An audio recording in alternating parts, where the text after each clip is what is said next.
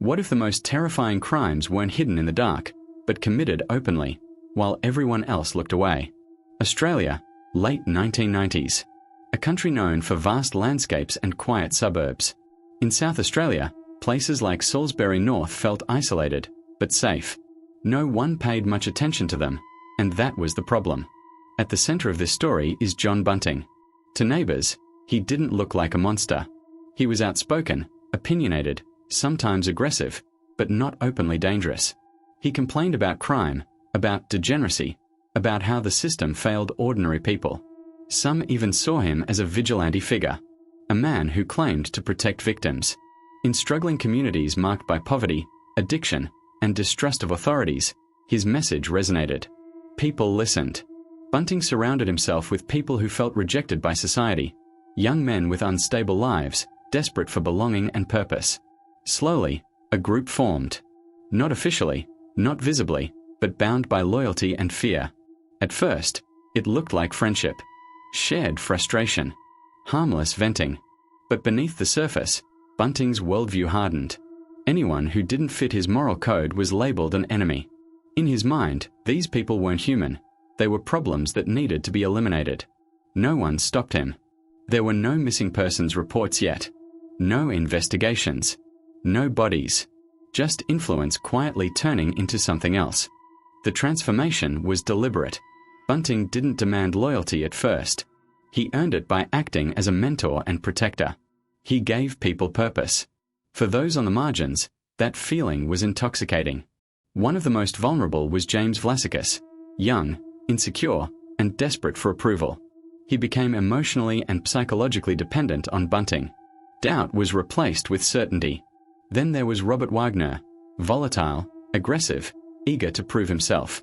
Together, the group became an echo chamber where anger was validated and violence reframed as justice. Bunting's rhetoric intensified. He spoke about cleansing society, about police being useless, about monsters walking free. The message was always the same: someone has to act, and they were the only ones strong enough. The first acts of violence didn't feel like murder to them. They were framed as punishment.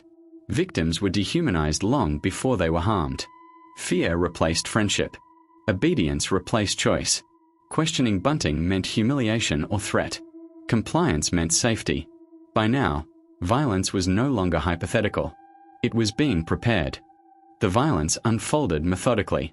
Victims were lured into suburban homes by people they trusted. Once inside, there was no escape. The killings were prolonged, brutal, and intentional, not impulsive, but designed to enforce power. These crimes didn't happen in remote wilderness. They happened in ordinary houses, with neighbors nearby and normal life continuing outside. Bodies accumulated.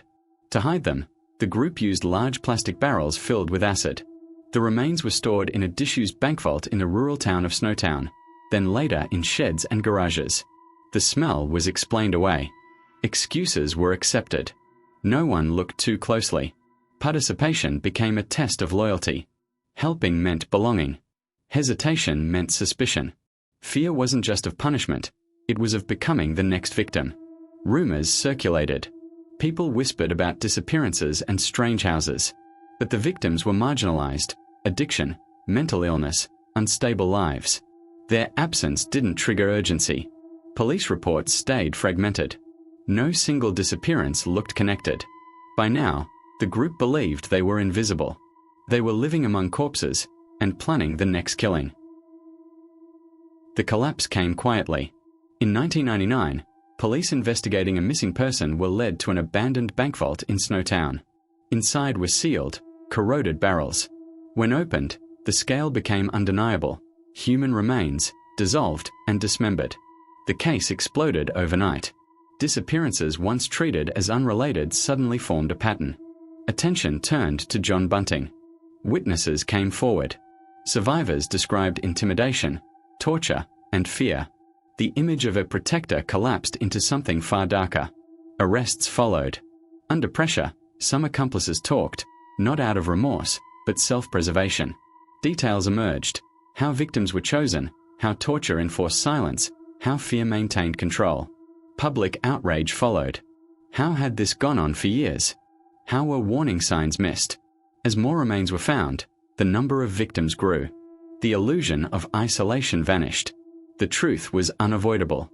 The trials forced Australia to confront one of its darkest chapters. Evidence detailed prolonged torture, psychological domination, and extreme cruelty.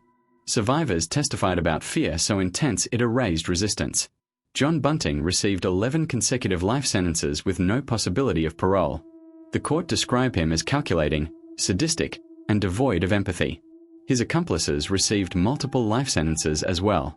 But punishment brought little closure. Some victims were never fully identified. Families were left without certainty or final goodbyes. The case exposed systemic failure, ignored warning signs, dismissed victims, and communities looking away. It showed how hatred can disguise itself as morality, and how violence can hide behind the language of protection. This wasn't just a story about killers. It was about neglect, about silence, about what happens when no one intervenes. Because the most dangerous criminals aren't always hiding in the dark. Sometimes they're standing right in front of us, and no one stops them.